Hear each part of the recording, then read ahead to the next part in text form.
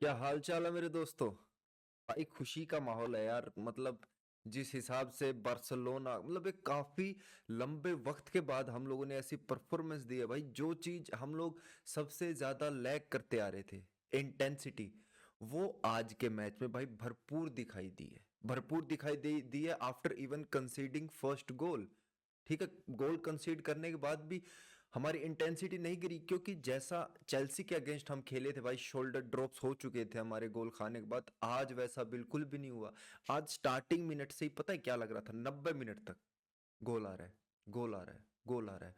और जो golden words Simeone ने रफीनिया के लिए कहे हैं, मैं तुम्हें बताना चाहूंगा कि भाई सिमियोने ने कहा है कि I have no idea how Rafa did not win Ballon d'Or. भाई रफीनिया इज इनक्रेडिबल। ठीक है, वो बंदा एज अ स्ट्राइकर खेल सकता है, एज अ सेंटर फॉरवर्ड खेल सकता है, वही हो गया स्ट्राइकर तो सॉरी दोस्तों, एज अ विंगर खेल सकता है, एज अ मिडफील्डर खेल सकता है।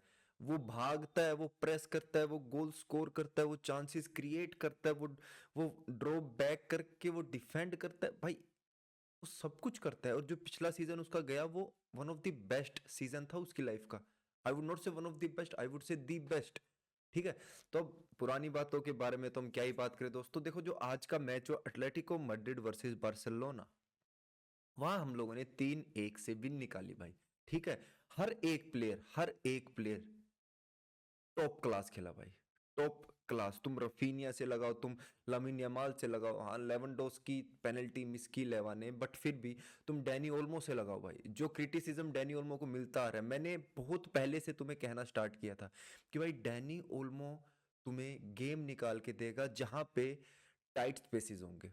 और आज जिस तरह से एटलेटिको मैड्रिड डिफेंड कर रही थी, जो पेनल्टी मिली बार्सिलोना को, वो कहीं ना कहीं ओल्मो की वजह से मिली। ठीक है, और जो गोल डैनी ओल्मो ने मारा, और जो मिडफील्ड में जो लाइक पेद्री और डैनी ओल्मो 1v1 जो मतलब टिकी टाका करके स्पेसेस में निकल रहे थे भाई, दैट वाज लाइक अनबिलीवेबल मेरे दोस्तों। ठीक है, मैच के बारे में स्टार्ट करते हैं भाई हम बात करने के बारे में। देखो जैसे ही मैच स्टार्ट होता है, आज like Gerard Martin as a centre back start कर रहे थे, एरिक गार्सिया और पेद्री डबल पिवट में हमारी मिडफील्ड को होल्ड कर रहे थे। ठीक है, मैच स्टार्ट होता है। मैच के स्टार्टिंग से ही भाई दिखता है कितनी ही ज्यादा हाई इंटेंसिटी थी।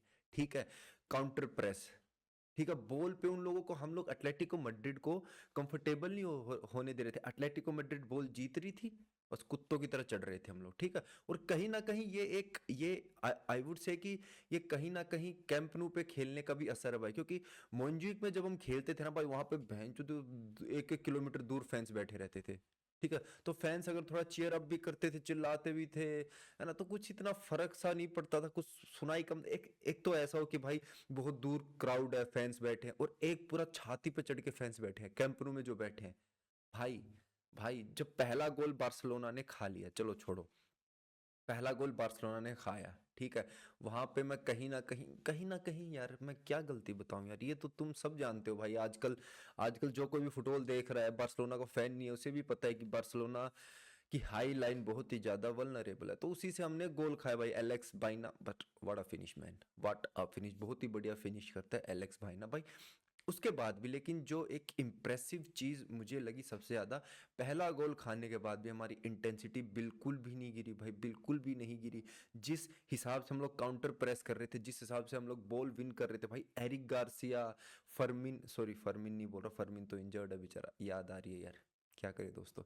Eric Garcia, Pedri, Balde, Raphinha, जहां तक कि लेवेंडोस्की भी भाई प्रेस कर रहा था भाई। यही तो होता है, देखो यही तो होता है। एक प्रेस है, एक टीम का प्रेस कब काम करता है, जब अप टॉप से प्रेस स्टार्ट होता है। और आज वो हो रहा था भाई, आज हमारे अटैकर्स प्रेस कर रहे थे, तभी सारी टीम पीछे से आगे चढ़ रही थी। तो यही होता है दोस्तों, अगर हम इसी चीज को कंटिन्यू रखेंगे ना भाई, तो लाइक पिछला सीजन जैसी फॉर्म हम लोग वापस ला सकते हैं, कोई बड़ी बात नहीं है। एलेक्स बाइना ने जो गोल मारा, उसी के कुछ चंद मिनटों के बाद एक मास्टर क्लास आती है हमारे मिडफील्ड में से।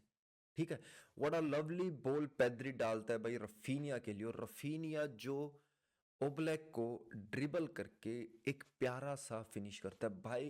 पेद्री है ना यार, पेद्री, अगर देखो पेद्री को देख के मेरे को कहीं ना कहीं Xavi, I would say Xavi की ज्यादा याद आ जाती है, इनियस्ता की भी आती है, क्योंकि जावी ऐसा करता था भाई, चैनल्स को कट करके फिर स्पेसेस में पास डालता था। आप मेरी बात समझ पा रहे होगे, जो जावी करता था ना भाई। देखो पेद्री है ना, आई वुड से जावी और इनियस्ता का एक एक मिक्सचर है भाई, क्योंकि जो बॉल कैरिंग एबिलिटी इनियस्ता के पास थी, वो बॉल कैरिंग एबिलिटी पेद्री के पास भी है, लेकिन जो जावी के पास था वो भी पेद्री के पास है। ठीक है, तो जो पेद्री ने मिडफील्ड में से भाई आज क्रिएटिविटी दिखाई और जो रफीनिया को बॉल निकाली है, वो भाई बहुत ही बढ़िया थी। एक बहुत ही ब्यूटीफुल पास था पेद्री का रफीनिया के लिए, और वहां से स्कोर लाइन होती है 1-1।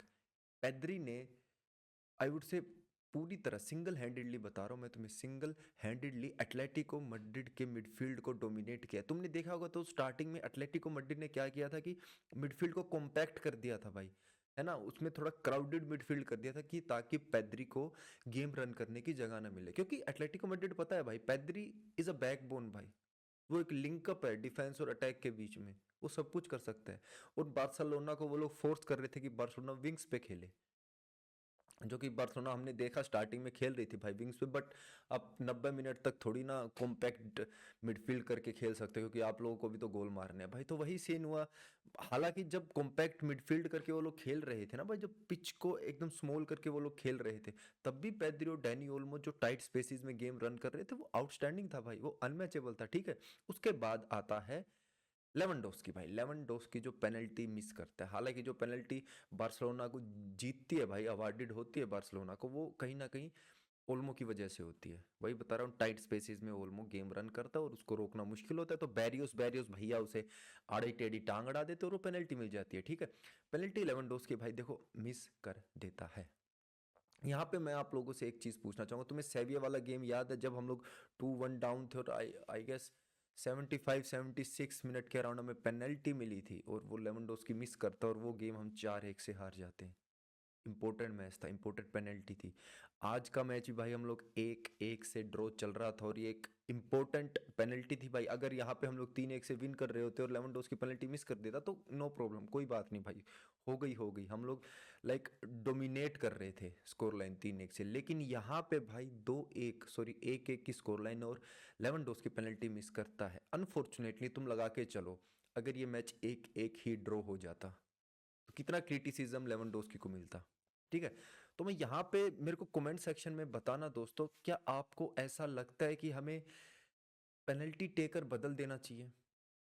हमारे पास रफीनिया है, हमारे पास पेद्री है, हमारे पास डैनी ओल्मो है। पेद्री को तो चलो हटा दो, डैनी ओल्मो है, रफीनिया है भाई। रफीनिया आई वुड से one of the best penalty taker भाई, जो मुझे आज के वक्त लाइक, रफीनिया को बहुत कम हमने पेनल्टी लेते देखा है भाई, बट आप जब रफीनिया की टेक्निक देखते हो ना पेनल्टी लेने की, वो अनमैचेबल होती है भाई। तो मेरे को कमेंट में बताना यार इस चीज़ का, क्या आप लोगों को लगता है कि बार्सिलोना को पेनल्टी टेकर बदलना चाहिए भाई, कोई और बंदा, मतलब जैसे रफीनिया है उसको रेगुलरली पेनल्टी लेनी चाहिए। चलो रैशफोर्ड तो बाद में आया था, वरना रैशफोर्ड भी बढ़िया पेनल्टीज लेता है, लमीन यमाल भी है हमारे पास, बट मेरा मानना है कि भाई देखो, रफीनिया को पेनल्टीज लेनी चाहिए बार्सिलोना के लिए। ये थी दोस्तों फर्स्ट हाफ की कहानी। ठीक है, सेकंड हाफ आता है। देखो सेकंड हाफ में है ना, बार्सिलोना सेम इंटेंसिटी से खेलती है, सेम इंटेंसिटी नहीं, आई वुड से भाई पहले हाफ से ज्यादा बेटर खेलती है। जो स्टार्टिंग की 15-20 मिनट होती है ना सेकंड हाफ की, वहां पे तुम्हें एटलेटिको मैड्रिड के पास बॉल नहीं दिखाई देगी भाई। एटलेटिको मैड्रिड जैसे तैसे बॉल विन कर रही थी, है ना, उसी के मतलब ऐसे फ्रैक्शन ऑफ सेकंड्स में बार्सिलोना काउंटर प्रेस डाल रही थी, एक्टिव प्रेस, कुछ भी नाम दे लो, counter press, active press, high press, तीनों का एक ही मतलब होता है। थोड़ा एक्टिव प्रेस का थोड़ा अलग मतलब होता है, मतलब एक कुत्तों की तरह प्रेस कर रही थी और बॉल विन कर रही थी। और फिर आती है एक मूवमेंट, एक प्यारी सी मूवमेंट आती है क्लास डैनी ओल्मो की भाई। लेवेंडोस्की के पैरों में बॉल आती है, कहाँ से आती है कैसे आती है पता नहीं, और वो लेवेंडोस्की के पैर से लग के डी में जाती है बिल्कुल डैनी ओल्मो के पास। वो भी कैसे जाती है वो भी नहीं पता, ऐसे बस टकरा टुकरो के जैसे तैसे चली जाती है। और डैनी ओल्मो जो भाई रॉन्ग फुट से जो फिनिश करता है मक्खन की तरह भाई, जियान ओब्लैक को भाई वो बीट कर देता है। और ऐसे नहीं कि ओब्लैक पूरा स्ट्रेच नहीं होता, ओब्लैक पूरा स्ट्रेच हो जाता है और रॉन्ग फुट से वो साइड नेट पे मारता है भाई। ये मास्टर क्लास दिखाता है, ये दिखाता है तुम्हारा फिनिश कितना लाइक लाइक लाइक क्या बोलते हैं उसे, क्या बोलते हैं भैंचोद, अनमैचेबल। अनमैचेबल ही लगा लो यार, अब कोई तो वर्ड देना पड़ेगा, कितना अनमैचेबल है भाई। रॉन्ग फुट से फिनिश, और बेचारे का वहां पे शोल्डर डिसलोकेट हो जाता है डैनी ओल्मो का। भाई को बहुत क्रिटिसिज्म मिला, बस दोस्तों तुम ये मत भूलना यार, पिछले मैच में भी और आज वाले मैच में भी जो विनर मारा है ना, वो डैनी ओल्मो नहीं मारा है भाई। ठीक है, बतेरे समय से उसे क्रिटिसिज्म मिलता रहा, लेकिन मैंने जब भी डैनी ओल्मो के बारे में बात की है, मैंने हमेशा एक चीज कहा है भाई, कि जहां पे टाइट स्पेसेस होंगे ना, वहां पे तुम डैनी ओल्मो को देख के तुम्हारी आंखों से मैं कह रहा हूँ, अमृत है ना, अमृत वो टपकेगा भाई। तुम्हारी आंखें फटी रह जाएंगी भाई, फटी, क्योंकि तुम देखोगे और तुम सोचोगे कि भाई टाइट स्पेसेस में ऐसे गेम कौन रन करता है, डैनी ओल्मो करता है। और भाई का शोल्डर डिसलोकेट हो जाता है। अभी खबर आई है कि भाई 3 हफ्ते के लिए वो बाहर रहने वाला है। तो तुम ये लगा के चलो, 21 दिन अभी, आज 3 तारीख, आप लोग कब मेरी वीडियो देख रहे हो पता नहीं, तो तुम मोस्ट प्रोबेबली लगा के चलो बंदा जनवरी में आने वाला है। दूसरी तरफ हम देखे भाई, एटलेटिको मैड्रिड ने भी बढ़िया बढ़िया चांसेस बनाए। एक गलती हुई थी 79th मिनट में, आई गेस 79 थी। कुबारसी से जब कुबारसी ने टैकल मारा था अल्माडा के ऊपर, वो तो चलो होपफुली टैकल लगा नहीं भाई, वरना वो रेड कार्ड हो सकता था इजीली। भाई अल्माडा के आते ही जो गेम बनाया है एटलेटिको मैड्रिड ने, जो चांसेस क्रिएट किए हैं भाई, बहुत ही बढ़िया थी भाई, बहुत ही बढ़िया थी। अल्माडा भाई एक मैजिक किड है। मेरे को पता नहीं ये क्या कर रहा था भाई एमएलएस में। मैं तो इसको, जब मैसी के करके मैं एमएलएस के मैचेस देखता था कभी कभार, तो मैंने अल्माडा को देखा है भाई एमएलएस में। भाई बहुत ही खतरनाक प्लेयर है ये, ठीक है। बंदे ने काटा काटा, सबको काटा, बट लास्ट मोमेंट पे फिनिश है ना, वो गंदा था भाई का, बाहर मार दिया। अगर वहां पे गोल हो जाता ना भाई, तो स्कोर लाइन हो जाती 2-2। और मुझे नहीं लगता कि देखो, अगर वहां पे स्कोर लाइन 2-2 हो जाती तो हम लोग कम बैक कर लेते। मुश्किल था भाई, क्योंकि हमारे पास उस वक्त लेवेंडोस्की नहीं था, रफीनिया नहीं था, पेद्री नहीं था, हमारे पास थे रैशफोर्ड, फेरान, ड्रो फर्नांडिस, ठीक है। तो तुम ये लगा के चलो, जब ये जो 80 मिनट के अराउंड, 70-80 मिनट के अराउंड, 70, हाँ 80 नहीं, हाँ 75 मिनट के अराउंड तुम लगा के चलो, हमने 15-20 मिनट भाई गेम को कंट्रोल किया है, ठीक है। हमने गेम को चलाया है भाई, हमने गेम को कंटेन किया है। तुम समझ रहे हो, मतलब ये देखो, गेम को कंटेन करना क्या क्या बात है। देखो 70 मिनट से पहले जब हमारे पास हमारे बढ़िया बढ़िया प्लेयर्स थे, लेवेंडोस्की, रफीनिया, पेद्री, तो तब तो हम लोग एक माइंडसेट के साथ खेलते थे अटैकिंग। ठीक है, हमें गोल मारने, गोल मारने, गोल मारने, ठीक है। फिर एक होता है कि जब तुमने लीड ले रखी है, अब तुम्हें क्या करना है, अब तुम्हें गेम चलाना है भाई। गेम चलाना है तुम्हें, कंपोज रहना है, काम रहना है। तो वो काम किया है भाई इन जवान लोंडों ने। जवान नहीं है, जो नए नए लोंडे हमारे, जैसे हमारा फेरान हो गया, ड्रो फर्नांडिस हो गया, ठीक है। वहां से रैशफोर्ड हो गया भाई। रैशफोर्ड को आज मैंने, कब से मैं देख रहा हूँ रैशफोर्ड को, बार्सिलोना में उसको आए हुए काफी टाइम हो गया, मैंने देखा है आज उसको प्रेस करते हुए, अच्छा प्रेस करते हुए काफी वक्त के बाद। वो बॉल को वही टच लाइन की तरफ लेके जा रहा है ना। तो ये यही चीजें होती है गेम को चलाना। फिर वहीं से गोल आता है भाई, लाइक ड्रो फर्नांडिस रैशफोर्ड को बोल देता है, रैशफोर्ड बाल्डे के लिए बॉल निकालता है, और बाल्डे फेरान तोरिस को डी में पास करता है और गोल हो जाता है भाई। फेरान तोरिस का भी गोल आ जाता है। 3-1 की यहाँ पे होती है स्कोर लाइन, ठीक है दोस्तों। तो स्कोर लाइन तो हमारी यही रहती है, लेकिन एक प्लेयर के बारे में मैं जरूर से बात करना चाहूंगा, वो है जेरार्ड माल्दीनी। भाई मेरे हिसाब से नो डाउट होना चाहिए, मेरे हिसाब से नो डाउट होना चाहिए कि हमें एक सेंटर बैक की जरूरत है, ठीक है। फिलहाल के वक्त हमारे पास जेरार्ड माल्दिनी है, जेरार्ड मार्टिन बोलते हैं दोस्तों उसे, मैं जेरार्ड माल्दिनी बोल रहा हूँ, आप लोग समझ गए होंगे अगर आप देखते हो तो फुटबॉल, ठीक है। भाई कुबारसी और जेरार्ड माल्दिनी की जो आज डबल सेंटर बैक में उन लोगों ने पेयरिंग की है भाई, जिस हिसाब की मास्टर क्लास उन लोगों ने ड्रॉप की है भाई, आउटस्टैंडिंग थी भाई, ठीक है।